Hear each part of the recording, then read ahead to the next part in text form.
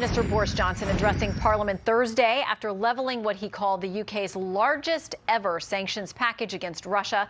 Let's talk about that more and Britain's response to the invasion of Ukraine with Lord John Taylor from the House of Lords. It is good to have you back, sir. Well, Shannon, greetings to you from London. I want to play a little bit of what the Prime Minister had to say on this front. Putin will stand condemned in the eyes of the world and of history. He will never be able to cleanse the blood of Ukraine from his hands. We must also collectively cease the dependence on Russian oil and gas that for too long has given Putin his grip on Western politics. Our mission is clear. Diplomatically, politically, economically, and eventually militarily, this hideous and barbaric venture of Vladimir Putin must end in failure. So a lot of different points the Prime Minister made there, but let's talk about this idea of energy independence and the current dependence on Russia. What does Europe do moving forward? Well, Shannon, Putin is a bully, and you can't behave woolly with a bully. And I think we've allowed him to get away with so much over the years. Europe is dependent on Russian oil and gas. And I blame NATO for this. It didn't have a proper energy policy going forward. And we've managed to allow Russia to become extremely wealthy. And that's been the problem. And we need to look again at the role of NATO and its policies going forward.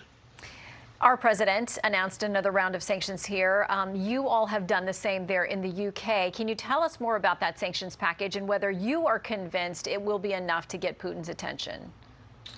Well, sanctions, you know, a lot of people say that Putin is mentally ill, crazy. I don't know about that, but he's not stupid. Sanctions have not taken him by surprise. Russia has amazing resources in terms of wealth. They'll survive sanctions. Eventually, they will take effect. But it'll be the Russian people it will hurt. And our argument is not against the Russian people, it's against Putin. And let us be frank, it'll also be the American people and the British people who will suffer because of increasing oil and gas prices. So it will be at a cost. They will have an effect, but not overnight, Shannon. It could be a year, 2 years, even longer.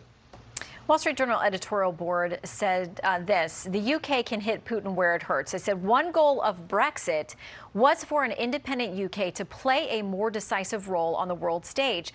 As the window closes for Ukraine diplomacy, this written obviously before the invasion, London can prove its willingness to hit Mr. Putin and his cronies where it hurts. Do you feel that your Prime Minister, that you collectively there have done enough for Putin? It sounds that you are doubtful enough was done, but as far as the role of the UK? Well, I'm doubtful. I mean, NATO was formed in 1949. There were 12 founding members. Now it's 30.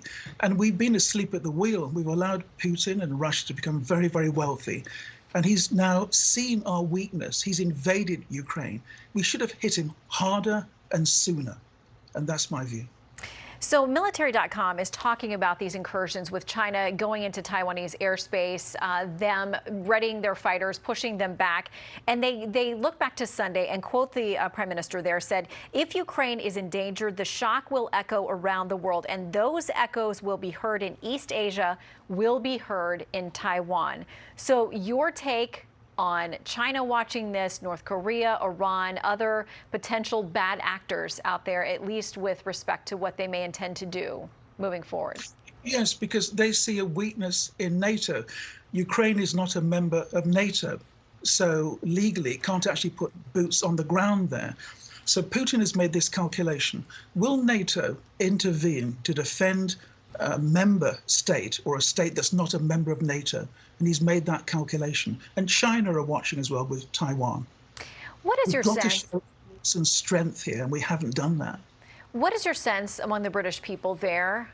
This is playing out on the world stage, but much closer to you in geographic proximity than we as Americans are experiencing it. I've got one word answer to that, Shannon: refugees. When the refugees start coming across from the Ukraine to Britain, that's when the British people will realize we've got a problem. It's a small nation. We're smaller than Texas. And when they start coming over here, people will start to argue and complain. Why are all these people here? I was going to ask you what the mood will be. I mean, are there resources there in place? I mean, so much of the world and of that region has been in flux and has been displaced in recent times. Will there be welcoming? Will there be concern? What will the acceptance be? I think initially there will be, but there are people here that are homeless, haven't got jobs. We have energy prices going up.